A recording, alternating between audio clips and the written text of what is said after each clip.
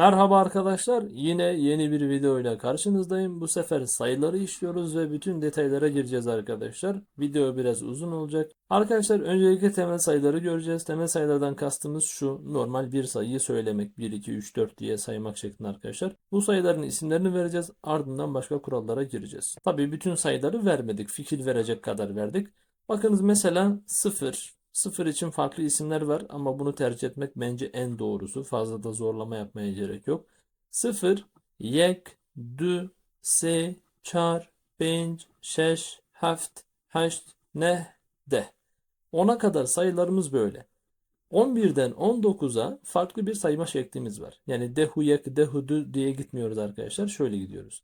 Yazdeh, duazdeh, sezdeh, çardeh, panzdeh, şazdeh, hevdeh, hecdeh, nozdeh, bist.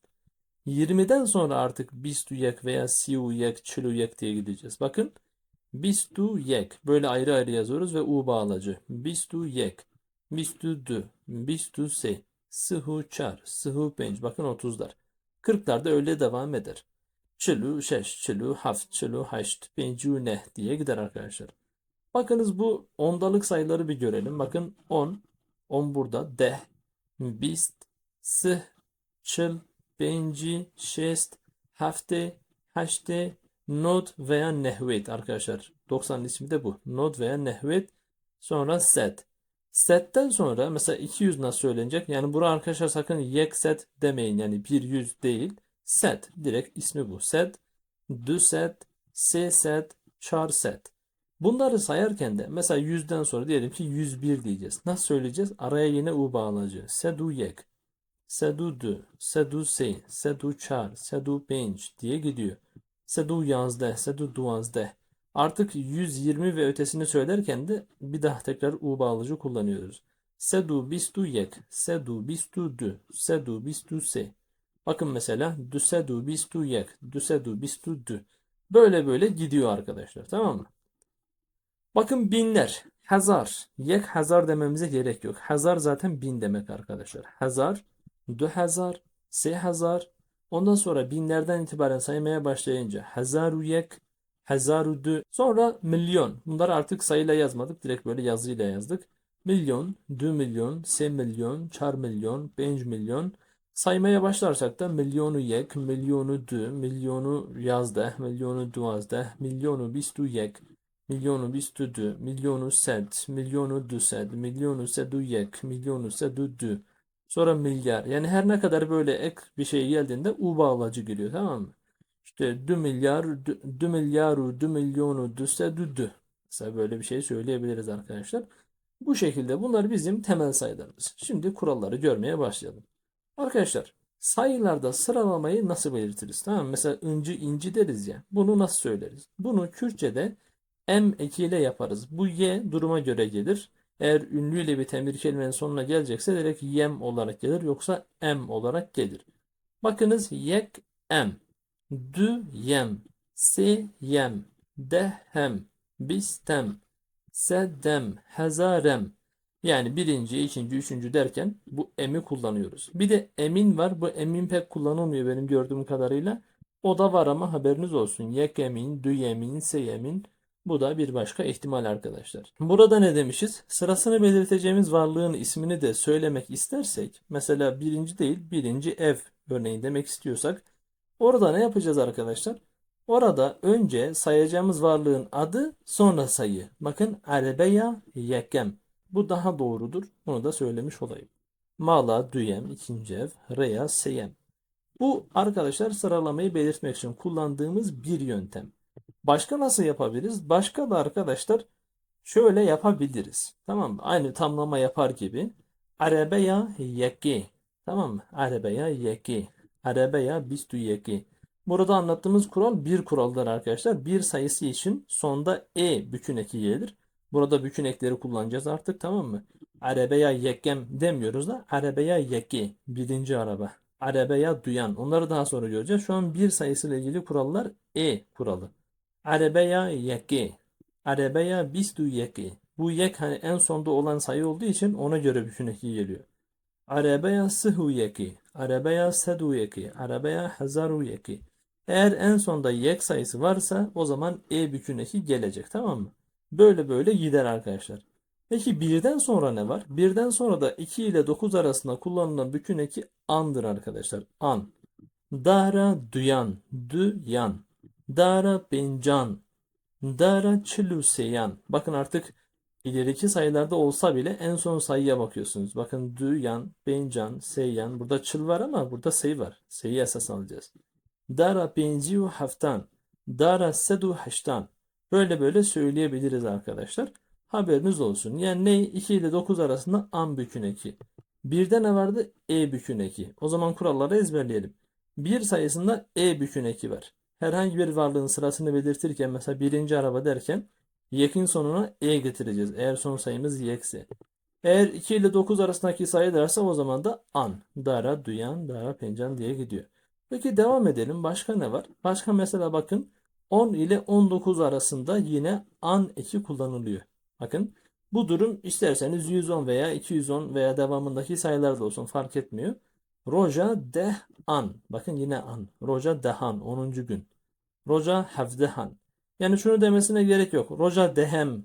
Bunu demesine gerek yok. O vardı zaten. İkinci bir şekil olarak da bu. Roja dehan, roja hevdehan, roja sedu sezdehan, roja dusedu yazdehan, roja duhazaru şazdehan. Böyle böyle gider arkadaşlar. Yani 10-19 arası an. 2-9 arası an. 1 için e. Tamam mı? 1 için özel bir kural. 2-9 arası için an. Arkadaşlar 10 ile 19 arası yine an. Peki devamında ne var? Devamında da şunu anlatıyoruz. 20, 30, 40, işte 100, 200, 300, 1000, 2000, 3000 gibi. Böyle sayılar için peki ne kullanacağız? O zaman da i. Yani şunu demeyeceğiz. Sala bistan değil. Sala bisti.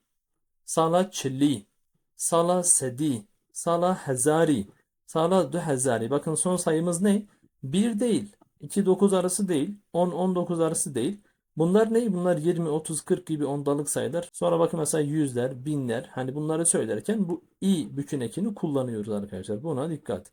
Sala bisti, sala çili, sala sedi, sala hezari, sala duhezari. Peki burada size bir soru. Siz bu soruyu düşünürken hemen peşinden cevabını söyleyeceğim biraz bekleyerek. 2026 yılı demek için nasıl bir ifade kullanırdınız? Sorunuz bu. İsterseniz videoyu burada durdurun, cevabı düşünün, sonra benim vereceğim cevap üzerinden kendi cevabınızı değerlendirin. Ben olsam şöyle derim. Sala 2025 şaşan. Neden? 2 ile 9 arasındaki 6 sayısı geldi ya, an bükün ekini kullandım. Sala 2025 şaşan. Böyle demem gerekirdi. 2020 yılı olsaydı sala 2020. Bakın bisti. En son sayımız bist. Ondan dolayı. Evet, geçelim. Peki arkadaşlar, bir şeyleri sayarken ne yapmalıyız? Örneğin bir elma, iki elma, üç elma diye saymak istiyoruz elmaları. Bunu nasıl yaparız? Bunu şöyle yaparız. İlk birden başlıyoruz ya. Bir sayısına özel bir kural var. Öbürleri basit. Bir sayısına özel olan kural şu. Yek sayısı yani yek kelimesi sayacağımız varlığın sonuna bitişir. Sev ek. Burada sev ünsüzle bitişin y'yi düşürdü. Ek olarak birleşti. Ama eğer ünlüyle biten bir kelime olsaydı örneğin mamosta yek. Bir mamosta bir öğretmen demek. Sev ek. Sonra nasıl oluyor? Bakın burada yek sona bitişti ya. Diğer sayılar başta ve ayrı yazılır. Do sev, say sev, char sev. Bir sayısı birleşiyor. Diğerleri ayrı ve başa yazıyor. Do sev, say sev, char sev, hırmiyek, dühırmi, seyhirmi. Bakın hırmiyek. Burada da ünlüyle bitiyor. Gördünüz mü? Hırmiyek. Sev ek. Burada ye düştü. Burada düşmedi. Ünlüyle bittiği için. Bir şeyleri sayarken böyle yapacağız arkadaşlar. Nota bakalım. Birden sonraki sayılar sayılan kelimenin önüne gelir. Az önce gördünüz zaten. Ve ayrı yazılır. Kelimelerin sonuna bitişen yek sayısının bükün eki kastedilen şeyin cinsiyetine göre i veya e gelir. Yani o saydığımız varlık neyse onun cinsiyetine göre i veya e gelir. Bakın mesela ezi arabeyeki bakarım. Arabeyeki dememe gerek yok. Arabeyeki. Çünkü araba dişi bir varlıktır. Ezi arabeyeki bakarım. Ben bir araba alacağım. Diyor ki bu durum sayma söz konusu olduğunda böyledir. Yoksa sıralama için sadece eki kullanılır, tamam mı? Hani arabaya yeki diyorduk. Ama burada ne olacak? Burada sayma durumu olduğu için ezi arabeyeki ya da mesela ezi du arabeyan. Bakın bu sefer arebe an ekini aldı. Gördünüz mü? Du arabeyan. Arebe eki du arabeyan. Bu e eki sadece arkadaşlar sıralama belirtirken arabaya yeki, arabaya bistu yeki diyorduk ya, ona göre arkadaşlar buna dikkat edin. Yoksa burada olduğu gibi ezi arabeyki dediğimizde arabayı sayarken eğer böyle yek sayısı geliyorsa o zaman bu yekin sonuna gelen ek arabanın cinsiyetine göre. Buna dikkat. Sıralamada ise sadece e idi, o belliydi. Net bir tane. Burada ikisi de gelebilir. Mesela ezi ne diyelim? Ezi dikek gibi karın. Dikek i. Dik horoz demek. Ezi dikek i karın. Bakın dik horoz erkek olduğu için i geldi. Buna dikkat. Peki arkadaşlar ne demişiz? Sayma durumunda birden sonraki sayılar için kullanılan bütün eki sadece andır. Bakın birden sonraki sayılar sayma durumunda. Bu ek sayılan kelimenin sonuna bitişir. Bu ek ve bir sayısına gelen ie eki sayının bağlı olduğu kelimenin cümlede hangi konumda bulunduğuna dikkat edilerek yazılır veya yazılmaz. Örneğin mınsevek var demişim. Bakın burada bu sevek demişiz ve sonunda bütün eki gelmemiş ya. Niye gelmemiş biliyor musunuz? Sevek burada bu cümlenin nesnesi. Bu cümlede geçmiş zamanda olduğu için nesneyi sade yazdığımızdan dolayı men sevek yuhar dememe gerek yok. Men sevek var. Bakın bu kural neye bağlı? Bu kural hatırlayın geçişli fiillere bağlı olan bir kural. Onu hatırlayalım. Eğer anlamadıysanız o konuyu da bir izleyin arkadaşlar. Men sevek var. Hani bu bütün eki gelecek diye diyor. Bazen gelmeyebilir. Niye gelmiyor? Çünkü burada sevek nesne konumunda, geçişli fiilin geçmiş zamanda değil mi? Sonra peki bunu şimdiki zamanda söylesek ne deriz? Bakın es seveki dıhvım. Burada bütün eki geldi. Neden? Çünkü nesne şimdiki zamanda bütünlü yazılır. Madem bütünlü yazacağız, bizim şu kurallarımızı hatırlayacağız arkadaşlar. Es seveki dıhvım. Ben bir elma yiyorum. Şu anda, şimdiki zamanda. Bu kurallar umarım kafanızı karıştırmıyordur. Hatırlamanızı umuyorum arkadaşlar. Bunun gibi mesela bu anda dedi ya, birden sonraki sayılar için geliyor. Bunu da göreceğiz örneklerde. Bakın mesela bunlar yine bir sayısı için bir anın geldiğini görelim. De deux sev huarın. Sen iki elma yedin. Yine bakın geçişli fiil, geçmiş zaman, nesne konumunda sade. Ama şimdiki zamana geldiğinde nesne bütünlü olacağı için sonuna bütün eki getireceğiz arkadaşlar. Deux sev de çoğul olduğu için çoğul bütün eki. Ezeci deux sevan bıhvın. Ezeci deux sev bıhvın desem doğru olmaz. Bu sevdeki çoğulluğu belirtmem lazım. Niye? Şimdiki zamanın nesnesi. Şu örneğe de bakalım. Men arabeye kri. Geçmiş zaman sade. Yekten sonra bütün eki yok. Ezi arabeyeki bekarım. Bakın burada geldi arkadaşlar. Ezi arabeyeki. Çünkü ne bu? Gelecek zaman cümlesi. Nesnemiz bütün eki alacak. Burada yine bakın gelecek zaman cümlesi bütün eki alıyor. Şimdiki zamanda da bütün eki alıyordu. Neden arkadaşlar? Çünkü nesne geçmiş zamanda sade olur. Şimdiki zamanda bütünlü olur. Bakalım. Dehmerovan şarkıriye. Bakın burada bütün geldi. Geçmiş zamanda ama bütün geldi. Niye?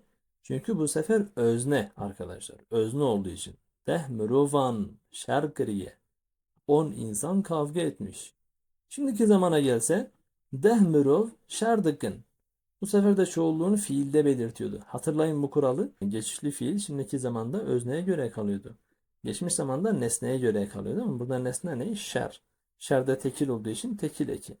Burada özneye göre ek geldiği için çoğul, ın, dehmerov, şerdıkın. Arkadaşlar bu konu belki kafanızı biraz karıştırmış olabilir. Ben olabildiğince sade anlatmaya çalışıyorum. Sorularınız varsa mutlaka sorun. Size yorumlarda da cevap vereyim arkadaşlar. Bakalım. We ve pertuke kwant. İsterseniz we deyin, isterseniz we deyin. We pertuke kwant. O bir kitap okudu. Bir kitap burada nesne sade yazılacak. Bakın öznemiz bütünlü. Buraya geldiğimizde ise nesne bükülecek. Çünkü şimdiki zamanda ya. El pertuke ge. Burada artık bu bükün ekini belirtecek. Geçmiş zamanda sade, şimdiki zamanda bütünlü. O yüzden böyle bir şeyleri sayarken sonuna her ne kadar ek sayısı gelse de veya başka sayılar olsa da geçmiş zamanda sade, şimdiki zamanda bütünlü. Nesne ise eğer. Ama özne ise mesela burada olduğu gibi geçmiş zamanda da özneyi bütünlü yaptığımızdan dolayı oraya bütün eki gelir. Dehmerovan. Devam edelim. Men du heval ditin. Ben iki arkadaş gördüm. Bakın burada herhangi bir ek yok. Du heval. Ama şimdiki zamana veya geleceğe geldiğinde bunu bükecek. Bakın ezi du hevalan bu benim. Ben iki arkadaşı göreceğim. Du hevalan. Bu bütün iki geliyor. Neden? Dedik ya geçişli fiilin geçmiş zamanda nesnesi sade, şimdiki zamanda gelecekte bükünlü. Buraya gelelim. Burada da öznesi geçmiş zamanda bükünlü, şimdiki zamanda sade. Burada nesne söz konusu, burada özne söz konusu. Bu kuralları hatırlamanız lazım. Dümrovan Strangot. İki insan şarkı söyledi. Şimdiki zamana gel. Dümrov Strandbejin. Dümrov Strandbejin. Gördünüz mü? Bu kuralları hatırlarsanız bu derste çok iyi anlarsınız diye ümit ediyorum. Hevaleki peyam şant. Hevalek i. Bakın burada bükün eki geldi. Neden? Geçmiş zamanda özne çünkü. Şimdiki zamanda gelmeyecek özneye. Hevalek peyami dışine. Sayma nerede? Sayma burada arkadaşta. Bir arkadaş. Hevaleki. Hevalek. Umarım anlaşılıyordur. Peki arkadaşlar sayılarda üleştirme nasıl yapılır? Hani birer birer ikişer ikişer diyoruz ya buna üleştirme denir. Bunu nasıl yaparız? Bunu Kürtçe'de 3 yöntemi kullanarak yapabiliriz. Birincisi sayıyı 2 defa söyleriz. Bakın yek yek. Yek yek verin zunekin. Bir bir gelin, birer birer gelin. Acele etmeyin. Ya da ne diyor? Aralarına b eki getiririz. Yek bi yek verin zunekin. Yek bi yek birer birer. Bir bir. Ya da u bağlacı koyarız aralarına. Yek u yek verin. Bakın 3 yöntem. Sayıyı tekrar ederiz. Araya b getiririz. Araya u bağlacı. Devam edelim. Sayılarla ilgili kelimeler başka nerelerde bükülür arkadaşlar? Başka nerelerde? Şuralarda. Tarih ve saati söylerken ya da edatlarla bağlantılı olduklarında sayılarla ilgili kelimeleri bükeriz arkadaşlar. Bakın gelelim. Bakalım ilk cümleye. Edat var değil mi? Edat varsa o zaman sayıyı bükeceğiz arkadaşlar. Em sala 2025. Bakın 2025 yılı değil mi? Em sala 2025 dane. Yılı söyledik. Bakın sayı kullandık. En sondaki sayıyı da büktük. Neden? Çünkü da edatı var. Da. Saat dehanda vereceğim. Bakın yine da edatı. Saat dehanda vereceğim. Saat 10'da yanıma gel. Saat deheftan da ez hatım. Saat deheftan da ez hatım. Deheştan da em hefdü bibinin. Yine bakın edattan dolayı bükülüyor. Ne dedik? Tarih ve saati söylerken ve aynı zamanda edatlarla bağlantılı olduklarında. Bakın buraya. Libisti bin yere. Burada ne var? Edat. Libisti. 20'ye bak. Kaçava nivisiye. Sen nasıl yazmışsın? We got amri we jiçeli derbaz kiriye. O dedi ki ömrü 40'ı geçmiş. 40'ı aşmış. Jiçeli. J dendan demek. Bakın edattan dolayı büküldü. Jehazari zaftir. Mirov hatın evir. Jehazari. Yine edat yine hazar büküldü. Gördünüz mü?